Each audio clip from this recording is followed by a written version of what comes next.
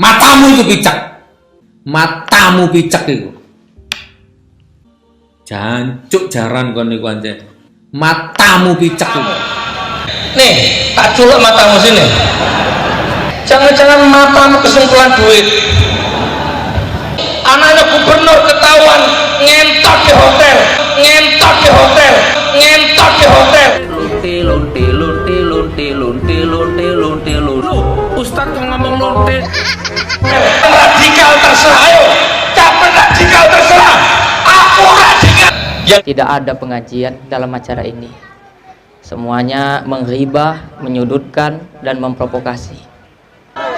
Kalau saya lihat dari matanya antum emosi. Saya emosi. Dengar dulu. Oh ya sudah, baik, baik, baik. Kau bikin emosi. Semua buku saya, semua YouTube saya sudah ini maling, ini mantan maling. Sudah, mau apa? Semua buku saya, semua YouTube saya sudah ini maling, ini mantan maling. Sudah, mau apa? Mau apa? Ini namanya dalil kearifan lokal, dalil perasaan. Saya dengar-dengar Gus Nur juga nggak bisa kitab. Saya akui, saya mantan maling, mantan bajingan, mantan preman, nggak pernah mondok. Saya mantan maling, mantan bajingan. Saya mantan maling, mantan bajingan. Saya nggak ngerti kitab. Mau kitab kuning, kitab gondol, kitab saya nggak ngerti. Emang gue pikirin. Saya nggak pernah mondok. Dosa pakai dalil fikih. Saya nggak ngerti dalilnya. Saya nggak ngerti Al-Qur'annya. Saya nggak ngerti dalilnya. Saya nggak ngerti Al-Qur'annya. Jika ada yang melakukan provokasi, berarti dia kecebong. Sudah? Jadi kalau Anda tidak mau kita katakan kecebong, jangan provokasi. Jadi menurut saya ulama itu bukan yang bersorban, bukan yang berjenggot, bukan yang hafal Quran, bukan hafal hadis. Itu hanya piranti pelengkap. Jauh di atas itu semua, ulama adalah orang yang takut kepada Allah. Bisa lurah, bisa petani, bisa pedagang. Antum ini semua bisa jadi ulama. Yang penting di dalam hatimu ada takut kepada Allah. Di Jakarta sudah sedikit ulama, walaupun hafal Quran. Di Jakarta sudah sedikit ulama, walaupun hafal Quran. Bisa dijual Al-Qurannya itu Pak dengan harga yang murah. Jadi antum ulama ini pedagang di pasar ada takut kepada Allah, nggak bisa ngurangi timbangan. Lurah takut kepada Allah, bijaksana. Ulama semua. Jadi kalau menurut ayat ini bagi saya Tuan Guru Bajang sudah bukan ulama. Kalau menurut ayat ini bagi saya Kiai Ma'ruf Amin sudah bukan ulama. Jadi ada orang mondoknya nggak jelas, struktur keilmuannya nggak jelas, tapi sudah berani menafsiri Quran dengan nalarnya sendiri. Itu kan berbahaya. Setelah menafsiri ayat dengan nalarnya sendiri, dia ini terus lantas menghakimi orang lain, menghakimi atau menilai atau menjustifikasi orang yang kualitas surat Fatir itu ayat 28 menafsiri itu. Wa minan nasi wad dawabi wal an'ami mukhtalifun alwanuhu kadzalik. Innama yakhsyallaha min ibadihil ulama. Innallaha azizun ghafur. Lah itu ditafsiri begini. Sapa wae, siapa saja yang memiliki rasa takut pada Allah maka dia ulama. Gitu. Siapa saja yang memiliki rasa takut pada Allah dia ulama. Siapa saja, tukang becak, tukang ojek, bakul bakso, siapa saja. Nah sampai sini itu sudah keliru.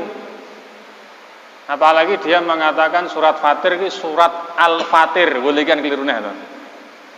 Ngucap suratnya saja keliru. Ngucap nama suratnya saja itu keliru. Fatir dikatakan sebagai surah apa? Al-Fatir, itu kan salah. Padahal penamaan surah itu istilahnya tauqifi, langsung piwulang dari Allah. Fatir, Al-Fatir, Yasin, Al-Yasin, ngono ya. Kan kacau. Ngomong nama surat saja keliru. Berani menafsiri Quran dengan nalarnya sendiri. Itu nek orang bodoh tidak berani. Jadi masalahnya kata Nabi, ada orang yang liurnya secara lahir bukan kodratnya najis, tapi secara makna dia bisa jadi najis. Ustaz kok ngomong lonte. Najasatul lisan al-bada'at kata Nabi. Najisnya lisan itu dengan berkata buruk.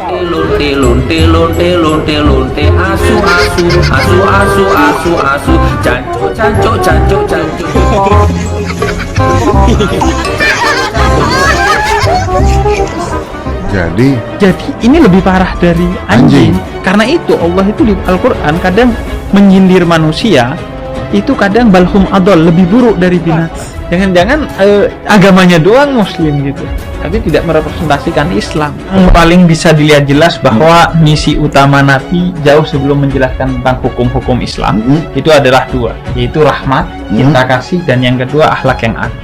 Ustaz kok ngomongnya kasar, Nabi Muhammad saja nggak pernah kasar. Nggak masalah, matamu picek. Jancuk jaran kon niku anjir.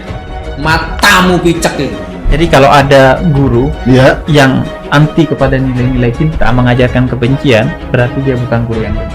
Saya nggak pernah mondok. Nggak usah pakai dalil fikih. Saya nggak ngerti kitab. Mau kitab kuning, kitab gondol, kitab saya nggak ngerti. Emang gue pikirin. Memang orang sekarang itu lebih cosplaynya kepada Fir'aun ketimbang kepada Nabi. Salah satu penceramah agama yang saya suka ini namanya Gus Nur. Meskipun kata orang dia sebenarnya tidak layak menyandang gelar Gus. Yang namanya ulama itu adalah berangkat dari Al-Quran, falaula nafara min kulli firqatin minhum ta'ifatul yatafaqahu fid-din wal yunziru qaumahum idza raja'u ilaihim la'allahum yahdharun.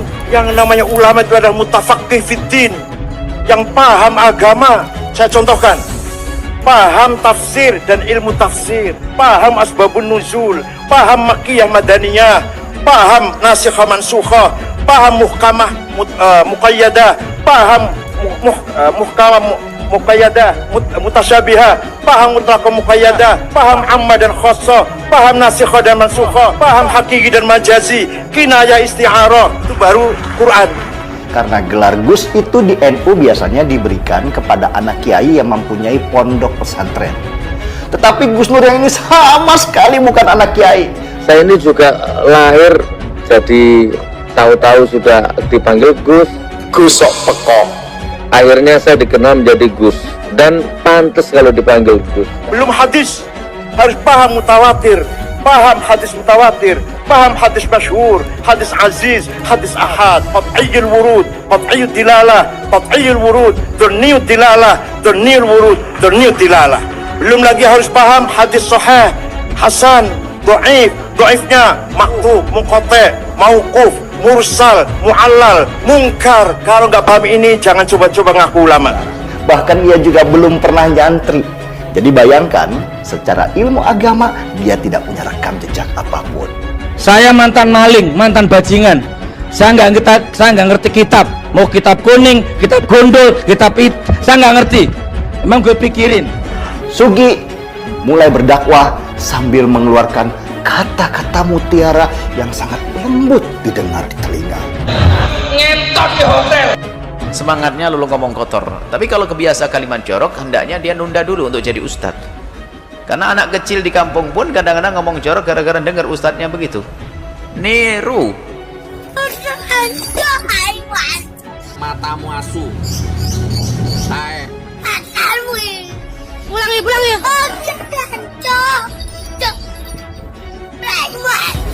Ngentot di hotel. Sugik Nur Raharja dengan tampilan-tampilan seperti itu kemana-mana, nggak pakai jubah sih, cuma identitas yang melekat di dirinya Gus Nur kan. Pakaian-pakaiannya ya ustadz lah. Tapi itu hanya sebatas identitas yang kemudian dicerminkan dari pakaian, yang tidak bisa menjamin seseorang itu kualitas keilmuannya baik. Apalagi satu kali lagi, tampilan itu bisa sangat gampang sekali untuk kita pakai, ubah dan sebagainya ya. Tapi isi kepala tetap tidak bisa gampang diubah. Pernah ada yang viral tuh, Sugeng Nur Harja itu dulu dia menafsirkan ayat Al-Quran, innama yakhsyallaha min ibadihil ulama. Katanya semua makhluk Allah yang takut kepada Allah itu adalah ulama. Mau itu manusia, mau itu hewan, mau itu mungkin tumbuhan. Sapi, buaya, kerbau bisa jadi ulama. Itu menurut versi Sugeng Nur Harja. Padahal nggak ada mufassirin yang menafsirkan bahwa buaya bisa jadi ulama, kerbau bisa jadi ulama. Nggak ada mufassirin, hanya Sugeng Nur Harja. Pertanyaan kemudian, dia layak gak menjadi seorang mufassir? Baca ngejak huruf hijaiyah saja salah gitu loh. Berbahaya gak? Berbahaya sekali. Man fassarul Qur'ana bi ra'yihi falyatabawwa maq'adahu minan nar. Barang siapa orang yang menafsirkan ayat Al-Qur'an dengan akalnya sendiri tanpa dia layak menjadi seorang mufassir, maka falyatabawwa maq'adahu minan nar. Dia sudah menyiapkan tempatnya di neraka. Laknatullah, kamu mati mengenaskan kamu, saat turun-turunanmu kamu nanti. Demi Allah.